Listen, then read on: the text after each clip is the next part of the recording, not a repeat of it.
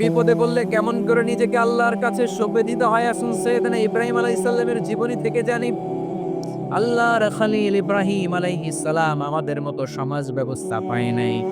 আমরা জন্মের পরে আমাদের কানের ভেতরে আজান দিয়েছে কে? একামত দিয়েছে কে? আমাদের বাপ-দাদারা আমাদের কানে আজান দিয়েছে কি দেয় নাই? আমাদের জন্মের পরেই তো আজান, একামত, বাড়ির পাশে মসজিদ, প্রতিদিন আজান, জুমার খুতবা, প্রতি মাসে মাসে তাফসিরুল কোরআন মাহফিল, মসজিদ, মিনারা, অভাব নাই। ঠিক কিনা বলেন? আপনি যেই সুন্দর ইসলামিক এনভায়রনমেন্ট পেয়েছেন, আমাদের ইব্রাহিম খালিল উনিও কি এরকম পেয়েছিলেন? হ্যাঁ, উনি জন্মের পর পরে ওনার কানে আজান দিছে কেউ? আমার প্রিয় ভাইরা, আগা গোড়া একটা শিরকি পরিবেশ উনি জন্মগ্রহণ করেছে। উনি ছাড়া ওই তল্লাতে একজনও আল্লাহর উপর বিশ্বাসী নয়। কল্পনা করতে পারেন? গোটা তল্লাটে গোটা দেশে বিশ্বাসী মুমিন আল্লাহর উপর বিশ্বাস স্থাপনকারী কয়জন? সবাই বলেন কয়জন? বাকি সব মুশরিক।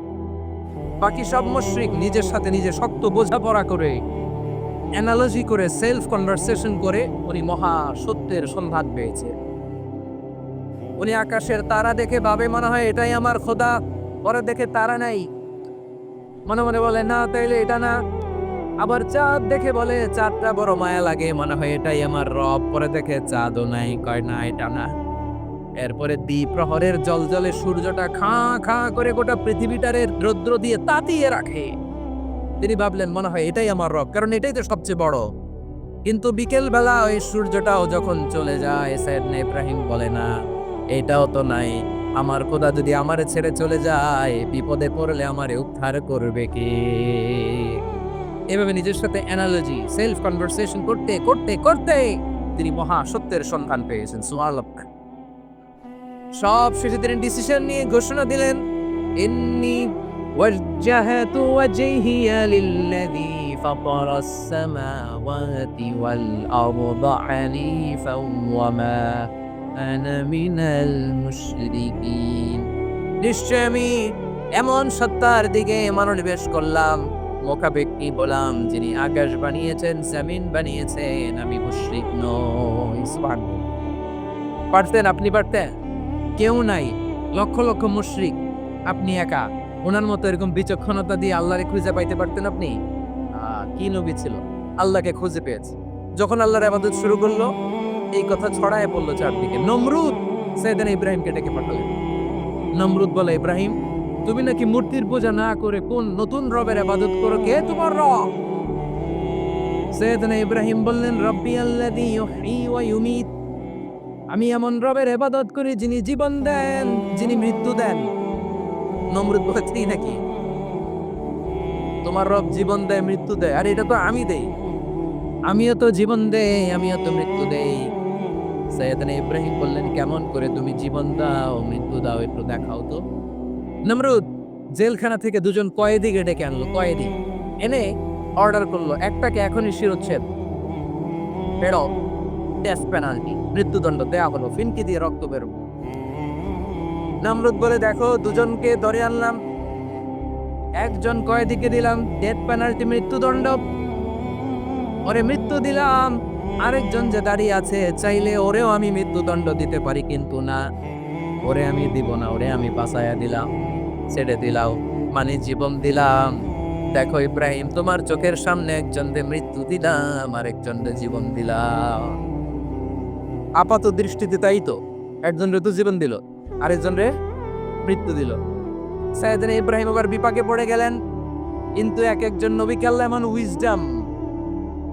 এমন উইজডম বিচক্ষণতা দিয়ে এই জমিনে পাঠিয়েছেন, মুহূর্তের মধ্যে আল্লাহর খলিল ইব্রাহিম বললেন, ইন্নাল্লাহা ইয়াতি বিশ-শামসি মিনাল মাশরিকি ফাতি বিহা মিনাল মাগরিব ফাবুহিতাল্লাযী কাফার। আল্লাহর খলিল ইব্রাহিম বললেন, নমরুদ বুঝলাম তুমি জীবন দাও, মৃত্যু দাও, দেখলাম, কিন্তু আমার রব, আমার আল্লাহ প্রতিদিন সকালবেলা উষা লগ্নে ওই পূর্ব দিগন্ত থেকে সূর্যটাকে উদিত করেন, সাঁঝের বেলা, বিকেল বেলা, কুথুরি লগ্নে, সন্ধ্যা বেলা ওই দ্বিপ্রহরের জল জলে সূর্যটাকে পশ্চিম দিগন্তে ডুবিয়ে দেন। মানে সকালবেলা পূর্ব দিক থেকে উদিত করা সূর্যটাকে পশ্চিম দিকে বিকেলে তিনি ডুবিয়ে দেন। তুমি যদি পারো ওই সূর্যটাকে পশ্চিম দিক থেকে উদিত করে পূর্ব দিকে ডুবিয়ে দাও। সুবহানাল্লাহ পড়বেন না? দেখেন, ইনস্ট্যান্ট ইন্টেলেক্ট, মুহূর্তে বিচক্ষণতা, উইজডম কাকে বলে? নমরুদ পারবে? নমরুদের বাপ পারবে? ওর দাদা, ওর 14 গোষ্ঠী, গোটা বিশ্বের সব ক্ষমতাধর রাষ্ট্রনায়করা একসাথে হলে পারবে? বা বহিতাল্লাদি কাফার পারে নাই, ব্যর্থ হয়েছে। এবার তেলে বেগুনে জ্বলে উঠেছে, রেগে মেগে আগুন বলে ফালকুহু ফিল জাহিম। ওর সাথে তর্ক নাই, না পেরে এবার এটারে আগুনে ফেলা। বিশাল বিশাল গাছ কেটে লাকড়ি এনে আগুনের কুণ্ডলি বানানো হলো, দাও দাও দাও দাও করে আগুন জ্বলে। আল্লাহর খলিল ইব্রাহিমকে আগুনে নিক্ষেপ করা হবে। আল্লাহর খলিল সাইয়েদনা ইব্রাহিমের হাতের মধ্যে রশি দিয়ে টাইট করে বাঁধা হলো, পায়ের মধ্যেও টাইট করে রশি দিয়ে বাঁধা হলো। আল্লাহর খলিল ইব্রাহিমকে আগুনের কুণ্ডলির মধ্যে ফেলা হবে। মিয়া, আপনি যে বিপদের কারণে ভয় পান, হতাশ হন, এটা কোনো বিপদ ওনার বিপদের সামনে? পটুয়াখালী আওয়াজ করে বলুন, সৈয়দনা খলিল ইব্রাহিমের বিপদের সামনে আমাদের বিপদগুলো কোনো বিপদ? কোনো বিপদই না, এটা কোনো বিপদই না। হাত পা বেঁধে টাইট করে নিক্ষেপ করা হবে, সিম্পলি ফেলা যাবে না, কারণ দাও দাও করে দ্য ব্লেজিং ফায়ার, এমন আগুনের কুণ্ডলি কাছে যাওয়া যায় না, আগুনের উত্তাপে নিক্ষেপ করা হবে। হাতে রশি বেঁধে, পায়ে রশি বেঁধে আল্লাহর খলিল ইব্রাহিম আলাইহিস সালামকে আগুনের মধ্যে নিক্ষেপ করা হবে। এটার বলে অগ্নি পরীক্ষা। উনি অগ্নি পরীক্ষার সম্মুখীন হয়েছে, এজন্য কঠিন পরীক্ষাকে আমরা অগ্নি পরীক্ষার সাথে তুলনা করি, ঠিক কিনা? সাইয়েদনা জিবরাইল এসে বললেন, ও আল্লাহর খলিল, ওরা তো আপনার হাতও বেঁধে ফেললো, পাও বেঁধে ফেললো, নড়াচড়ার সুযোগ নাই, বলেন আমি জিবরিল ফেরেশতা আপনার জন্য কি করতে পারি? আল্লাহর খলিল ইব্রাহিম বলেন, ও জিবরাইল, তোমার কাছে আমার কোনো চাওয়া হওয়া নাই। সুবহানাল্লাহ বলেন। তোমার কাছে বলার কিছু নাই, তোমার সাহায্যের আমার দরকার নাই। সাইয়েদনা ইব্রাহিম আলাইহিস সালামকে হাতে পায়ে রশি বেঁধে হাত পা বাঁধা অবস্থায় জ্বলন্ত অগ্নিকুণ্ডে যখন নমরুদের দলবল নিক্ষেপ করবে, আল্লাহর খলিল কিভাবে নিজেকে আল্লাহর কাছে সঁপে দিয়েছেন, পটুয়াখালীর ভাইরা খেয়াল করে শুনুন। হাত পা বেঁধে আল্লাহর খলিলকে যখন নিক্ষেপ করা হবে, তিনি মুখ ফুটে বলে ফেললেন, হাসবুনাল্লাহু ওয়া নি'মাল ওয়াকিল। হাসবুনাল্লাহু ওয়া নি'মাল ওয়াকিল, আমার জন্য আল্লাহই যথেষ্ট, আমার জন্য আল্লাহই যথেষ্ট। তিনি আমার সবচেয়ে বড় গার্ডিয়ান, তিনি আমার সবচেয়ে বড় অভিভাবক। জিব্রাইলের সাহায্যে অফারকে ফিরিয়ে দিলেন, দুনিয়ার বুকে কারো কাছে কিছু বলেন নাই, মুখ ফুটে বলেছেন হাসবুনাল্লাহ। ও আমার পটুয়াখালীর প্রাণের ভাইয়েরা, খেয়াল রাখবেন, কোনো বান্দা তার হাতে থাকা সব চেষ্টাটুকুন করার পরে মুখ ফসকে মুখ দিয়ে যখন বলে ফেলে হাসবুনাল্লাহ, বান্দা যখন হাসবুনাল্লাহ বলে ফেলে, ওই ব্যাপারটা ডিল করার দায়িত্ব স্বয়ং আল্লাহ আরশের বুক থেকে নিয়ে নেয়। আপনি যখন বলে ফেলবেন হাসবুনাল্লাহ, এটা ডিলিং করবে কে তখন? চিল্লায় বলেন না, তিনি কে? বান্দা তার সাধ্যের সবটুকু চেষ্টার পরে নতজানু হয়ে যখন বলবে হাসবুনাল্লাহ, আল্লাহ তুমি আমার জন্য যথেষ্ট, নি'মাল ওয়াকিল, তুমি আমার শ্রেষ্ঠ অভিভাবক, তখন তার কি দরকার না দরকার এটা ডিল করে স্বয়ং আল্লাহ। নিক্ষেপ করা হলো সাইয়েদনা ইব্রাহিমকে অগ্নিকুণ্ডলিতে। হাজার হাজার মানুষের দৃশ্য দেখার জন্য জড়ো হয়েছে এরকম বিশাল ময়দানে। কিন্তু কি অবাক করেন ঘটনা, সবাই ভয় পাচ্ছিল, না জানি কি হয়ে যায়। আল্লাহর খলিলকে যখন আগুনের কুণ্ডলিতে নিক্ষেপ করা হয়, আল্লাহর খলিল ইব্রাহিম আগুনের কুণ্ডলির মধ্যে বসে বসে মানুষগুলোর দিকে তাকিয়ে হাসতে শুরু করে দেয়। কারণ আকাশ থেকে রব্বুল আলামিন স্পেশাল ভার্ডিক্ট নাজিল করেছেন, স্পেশাল হুকুম জারি করেছেন, কুলনা ইয়া নারু কুনি বারদান ওয়া সালামান আলা ইব্রাহিম। ও আগুন, খবরদার, সৃষ্টির শুরু থেকে তোকে একটা ধর্ম আমি বাতলে দিয়েছিলাম, তোর ধর্ম, আগুনের ধর্ম হলো যা পাবে জ্বালিয়ে সারখার করবে। আল্লাহ বলল, আগুন, তোর ধর্ম দিয়েছিলাম, তুই সব জ্বালিয়ে পুড়িয়ে সারখার করে দিবি, কিন্তু ক্ষণিকের জন্য আমি তোর জ্বালিয়ে দেওয়ার ক্ষমতাটাকে কেড়ে নিলাম। জ্বালিয়ে ভস্য করে দেওয়ার ক্ষমতা আমি কেড়ে নিলাম। কুনি বারদান, ঠান্ডা হয়ে যা। কিন্তু এত বেশি ঠান্ডা হবি না আবার আমার ইব্রাহিমের জন্য সর্দি লেগে না আসে। সুবহানাল্লাহ, এত আস্তে বললে হবে? কুনি বারদান, বারদ মানে বরফ, ঠান্ডা। ঠান্ডা হ, কিন্তু এত ঠান্ডা হবি না যাতে আমার ইব্রাহিমের কষ্ট হয়। আগুন বলে আল্লাহ একবার বললাম ঠান্ডা হ, আবার বলো এত ঠান্ডা হবি না যাতে খালিলের সর্দি না লাগে। কেমন ঠান্ডা হব, কেমন এনভায়রনমেন্ট তৈরি করে দেব বলো? আল্লাহ বললেন সালামান আলা ইব্রাহিম, আমার খলিল, আমার কলিজা, আমার ইব্রাহিমের জন্য তুই জান্নাতের গুল বাগিচা পেয়ে যা। ও ভাই, নবী মুসার মতো ঈমান হলে রাস্তা হবে সাগর জলে। নবী ইউসুফের মতন ঈমান হলে একে একে দরজা খোলে। নবী ইব্রাহিমের মতন ঈমান যদি আজও থাকে বিদ্যমান, অগ্নিকুণ্ডে দেখতে পাবে খুব সরতে খুল ভাগা। কুলনা ইয়া নারু কুনি বারদাম ওয়া সালামান আলা ইব্রাহিম। বান্দা যখন মুখ দিয়ে বলে হাসবুনাল্লাহ, আমার আল্লাহ আমার জন্য যথেষ্ট, এই বলে যখন নিজেকে সঁপে দেয়, তার কি লাগবে ওই দায়িত্ব স্বয়ং নিয়ে নেয় কে? সবাই বলেন স্বয়ং নিয়ে নেয় কে? তাহলে আমার প্রিয় ভাইরা, বিপদের শুরুতেই আমরা বলবো ইন্না লিল্লাহ। শুরুতে কি বলবো? এরপরে যেই বাক্যটা পড়ে নিজের পরিস্থিতিকে আল্লাহর দরবারে সঁপে দিব, সেটা হচ্ছে হাসবুনাল্লাহ। সেটা কি? বিষ্ণু বলেন লা ইয়াজালু লিসানুকা রাতাবান মিন যিকরিল্লাহ। সব সময় আল্লাহর স্মরণ দিয়ে, জিকির দিয়ে জিহ্বাটারে সিক্ত রাখো। আর শয়তানু জাসিমুন আলা কলবি ইবনে আদম, শয়তান বনি আদমের কলবে খামচি মেরে বসে থাকে। ফাইদা যাকারাল্লাহ খালাসা, মানুষ যখন আল্লাহ স্মরণ করে জিকির করে শয়তান দৌড়ে পালায়। ওয়াইদা গাফালা ওয়াসওয়াসা, যখনই বনি আদম গাফেল হয় তখনই শয়তান তার হৃদয়ে ওয়াসওয়াসা দেয়। এজন্য বিপদে পড়লে ইন্না লিল্লাহ, নিজের সবটুকুন করার পরে, নিজের রোল প্লে করার পরে নিজেকে আমরা কি বলে সঁপে দিব? সবাই বলেন, সবাই বলতে হবে।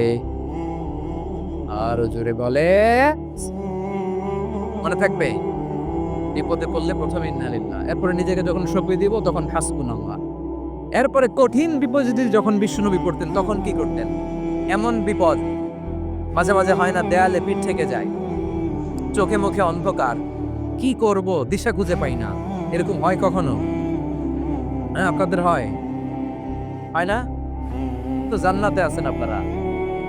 হয় হয়, এরকম হয়েছে না যে দেয়ালে পিঠ থেকে গেছে, চোখে মুখে অন্ধকার, কই যাব, কি করব, বাঁচানোর কেউ না, এরকম হয়েছে কখনো আপনাদের? যদি হয় তাইলে এটার সলিউশন বলবো, না হইলে তো এগুলো বলে লাভ নাই। হয় হয় হয়, বিশ্বনবী এরকম কঠিন বিপদে পড়েছেন জীবনের কিছু কিছু মুহূর্তে। ওই মুহূর্তে বিশ্বনবী স্পেশাল দুইটা দোয়া পড়তেন। এই দোয়াগুলো আপনাদেরকে জানিয়ে দেয়। বিশ্বনবী বলেন, কঠিনতম বিপদে যখন পড়বা, দেয়ালে পিঠ থেকে যায়, চোখে মুখে অন্ধকার, বাঁচার কোনো উপায় নাই, তখন পড়বা লা ইলাহা ইল্লা আনতা সুবহানাকা ইন্নী কুনতু মিনাজ জালিমিন। আল্লাহ, তুমি ছাড়া কোনো ইলাহ নাই, তুমি পবিত্র, নিশ্চয় আমি জালিমদের অন্তর্ভুক্ত। সুবহানাল্লাহ বলেন। এই দোয়া সাইয়েদনা ইউনূস আলাইহিস সালাম পড়েছিলেন যখন মাছের পেটে ছিলেন। কিসের পেটে? এবং অনেক মুফাসসিরিন ইকরাম বলেছেন, অনেক আহলুল ইলমরা বলেছেন এটা হচ্ছে ইসমে আজম। ইসমে আজম এমন দোয়া যেটা দিয়ে দোয়া করলে আল্লাহ দোয়া কবুল করে, কিন্তু এটা কোনটা এটা নিয়ে ইখতিলাফ আছে। কোন আহলুল ইলম বলেন লা ইলাহা ইল্লা আনতা সুবহানাকা ইন্নী কুনতু মিনাজ জালিমিন, এটা হচ্ছে ইসমে আজম। সাইয়েদনা ইউনূস আলাইহিস সালাম পড়েছেন, আপনারা পড়েননি? তুফান হলে পড়েন না? আমাদের এলাকায় তো এটা খুব, এটার উপর ব্যাপক আমল আছে। পটুয়াখালীতে কি অবস্থা বলেন? পড়েন পড়েন পড়েন পড়েন। একটা গল্প শুনেছিলাম, পাক হানাদার বাহিনী যখন বাংলাদেশে অ্যাটাক করতো, ৭১ সালের ঘটনা বলতেছে, আমরা তো দেখি নাই, শুনছি আর কি। ৭১ যদি দেখতাম এতদিনে রাজাকার হয়ে যেতাম। আল্লাহ আমাদেরকে বাঁচাই দিয়েছে, আল্লাহর মেহেরবানি, ঠিক কিনা বলেন? মন মতো হইলে মুক্তিযোদ্ধা, মন মতো না হইলে রাজাকার। কত কিছু দেখলাম এই শাহবাগের বুকে।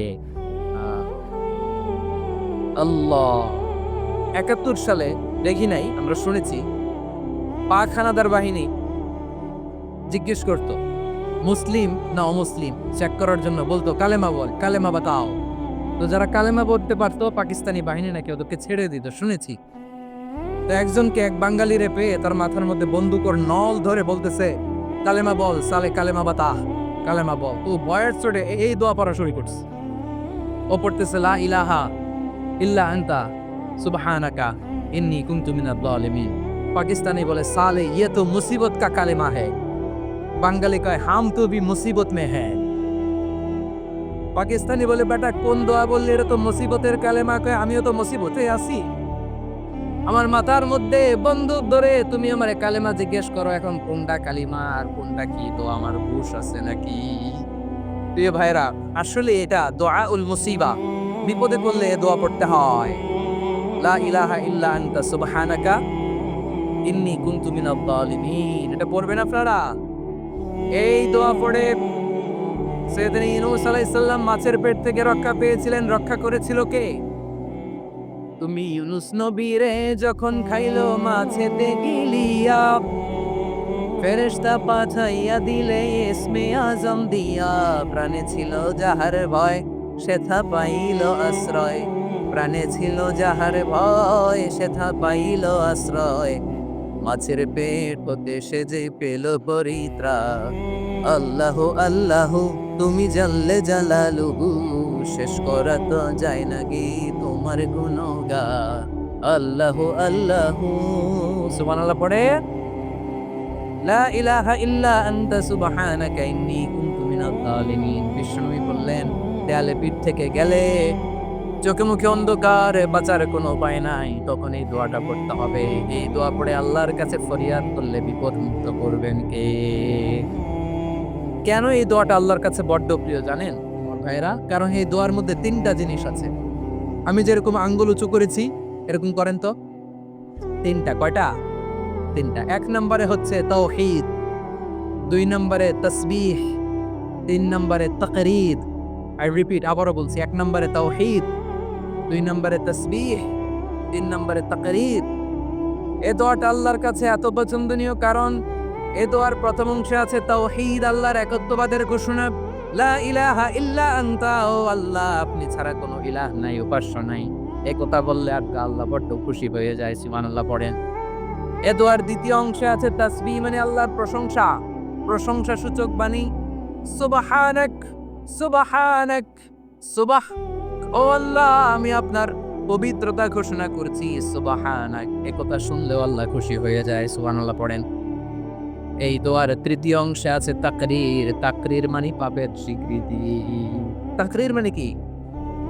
তাকরীর মানে পাপের স্বীকৃতি। এই দোয়ার তৃতীয় অংশে আছে ইন্নী কুনতু মিনাজ জালিমিন, ও আল্লাহ আমি জালিমদের অন্তর্ভুক্ত। আল্লাহ আল্লাহ আমি জালেম, আল্লাহ আমি ভুল করেছি, অন্যায় করেছি, আল্লাহ আমি জালেমদের অন্তর্ভুক্ত। এই পাপের স্বীকৃতি, অ্যাকনোলেজমেন্ট আল্লাহ বড্ড পছন্দ করে। যখন আল্লাহর কাছে আপনি ছোট হবেন, ছোট হতে হতে যত ছোট হবেন ওই দৃশ্যটা দেখতে আল্লাহ বড্ড পছন্দ করে। সুবহানাল্লাহ বলেন। 3 নম্বর অংশ ইন্নী কুনতু মিনাজ জালিমিন, আল্লাহ আমি জালেমদের অন্তর্ভুক্ত।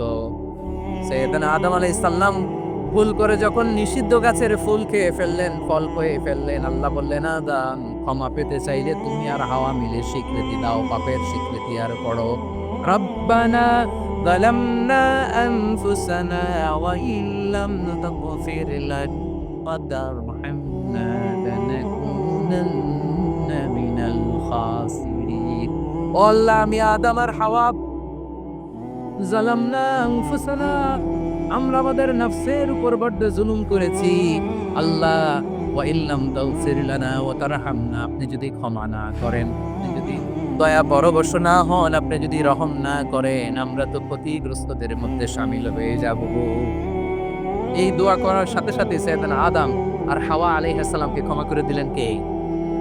তাহলে এই দোয়ার 3 নম্বর অংশ তাকরীর, এটা আল্লাহ বড্ড পছন্দ করে। আমার কলিজার টুকরা ভাইয়েরা, গুনাহ করে শিকার যেতে হবে, এটা আল্লাহ ভালোবাসেন। সাইয়েদনা আবু বকর রাদিয়াল্লাহু তাআলা আনহু বিষ্ণু ইসা ইসলামকে বললেন, ইয়া রাসূলুল্লাহ আল্লিমনি দুআআন আদউ বিহি ফি সালাতি।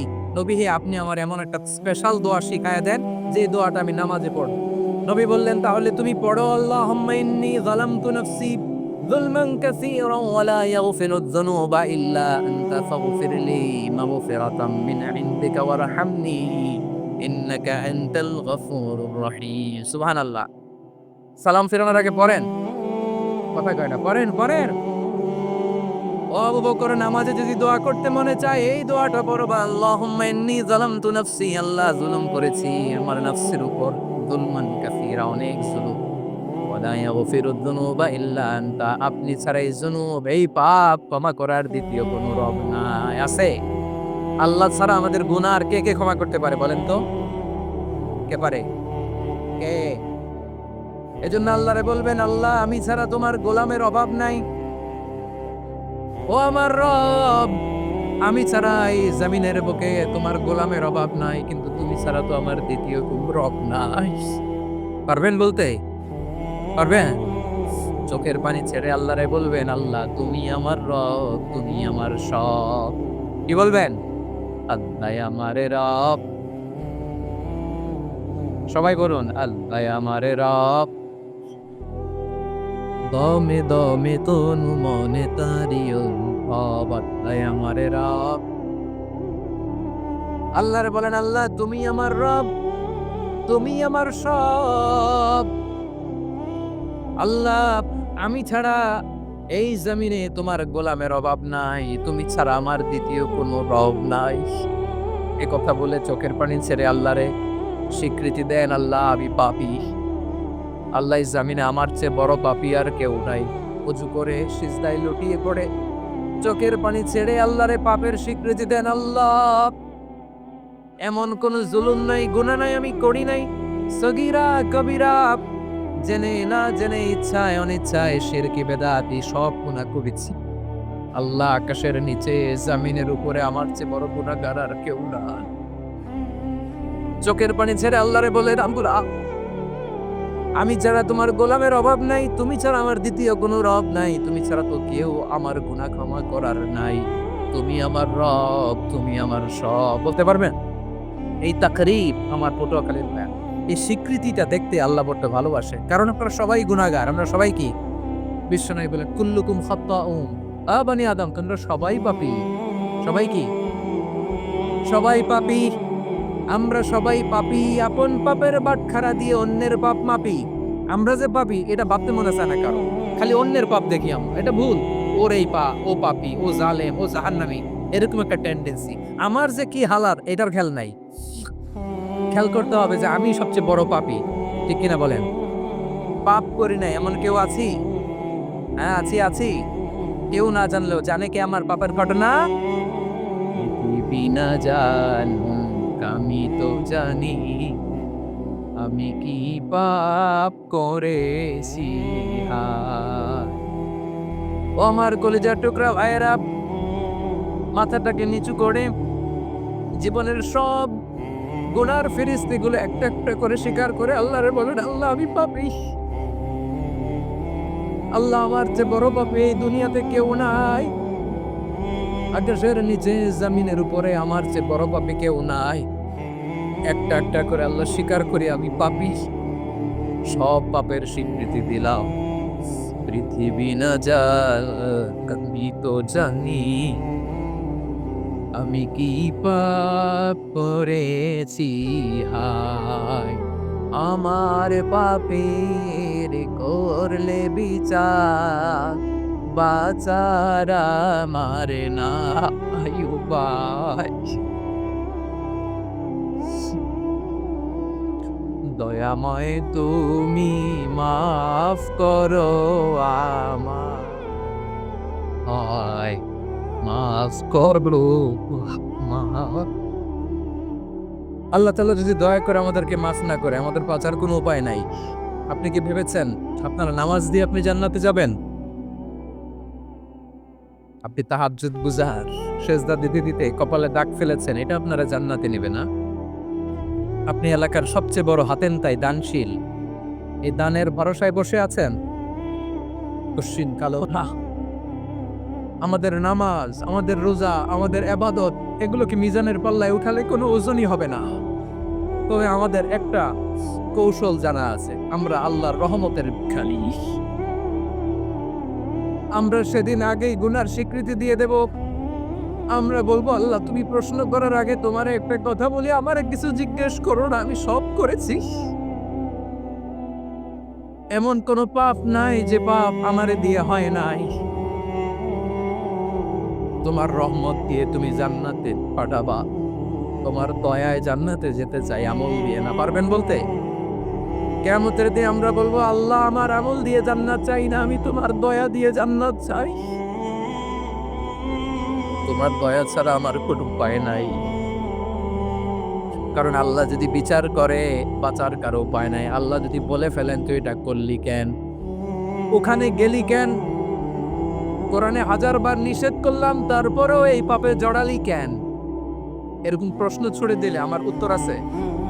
বাঁচার কোনো উপায় আছে? রোজ হাসরে হে আল্লাহ আমার করোনা বিচার, আল্লাহ করোনা বিচার। বিচার চাই না তত দয়া ছাই, এ গুনাহগারাই করোনা বিচার। আপনার আমল দিয়ে জান্নাতে যাবেন? কি দিয়ে যাবেন? আল্লাহর দয়া দিয়ে। আল্লাহর রহম আর দয়া ছাড়া কেউ জান্নাতের চেহারাও দেখতে পাবে না। আমার প্রিয় ভাইয়েরা, এই দোয়া আল্লাহর কাছে পছন্দনীয় হওয়ার কারণ 3টা। দোয়ার প্রথম অংশে আছে তাওহীদ, আল্লাহর একত্ববাদের ঘোষণা। এই দোয়ার দ্বিতীয় অংশ আছে তাসবিহ, আল্লাহর প্রশংসাসূচক বাণী। এই দোয়ার 3 নাম্বার অংশ পাপের স্বীকৃতি। তাহলে আমরা সবাই গুনাহগার। আমরা আল্লাহর কাছে পাপের স্বীকৃতি দিয়ে বলবো, ও আল্লাহ ইন্নী কুনতু মিনাজ জালিমিন। আমরা জুলুম করেছি, পাপ করেছি, অন্যায় করেছি, আল্লাহ বুঝতে পারি নাই। শয়তানের ওয়াসওয়াসায় করে, বন্ধুর পাল্লায় করে, নফসের খায়েশ মিটাতে যে আল্লাহ করে ফেলেছি। তুমি গুনাহ না মাফ না করলে আমাদের গুনাহ মাফ করার দ্বিতীয় কেউ নাই। ঠিক কিনা বলেন? এভাবে অনুতপ্ত হয়ে যদি আল্লাহর কাছে দোয়া করেন, দেয়ালে পিঠ থেকে গেছে, কোনো রাস্তা নাই বের হওয়ার, ওই মুহূর্তেও আপনাকে বিপদ থেকে উদ্ধার করবে কে? বিশ্বনবী চরম বিপদে পড়লে 2টা দোয়া পড়তেন। প্রথম হলো এটা, লা ইলাহা ইল্লা আনতা সুবহানাকা ইন্নী কুনতু মিনাল জালিমিন। এই দোয়াটা আমরা বেশি বেশি পড়ব প্রিয় ভাই। রাজি আছেন? সবাই আওয়াজ করে পড়ুন ইনশাআল্লাহ। আমার প্রিয় ভাইয়েরা, বিপদে পড়লে বিশ্বনবী আরো একটা দোয়া পড়তেন, লা ইলাহা ইল্লাল্লাহুল আযীমুল হালিম, লা ইলাহা ইল্লাল্লাহু রাব্বুল আরশিল আযীম, লা ইলাহা ইল্লাল্লাহু রাব্বুস সামাওয়াতি ওয়াল আরদি ওয়া রাব্বুল আরশিল কারীম। এই যে বললাম, রেকর্ড হয়ে গেছে। এখন তো আর ইনস্ট্যান্ট মুখস্থ না হলো, পরে মুখস্থ করে নেবেন। আল্লাহ ছাড়া কোনো উপাস্য নাই, তিনি সুমহান, মহাসহিষ্ণু। আল্লাহ ছাড়া কোনো উপাস্য নাই, তিনি সুমহান, আরশের অধিপতি।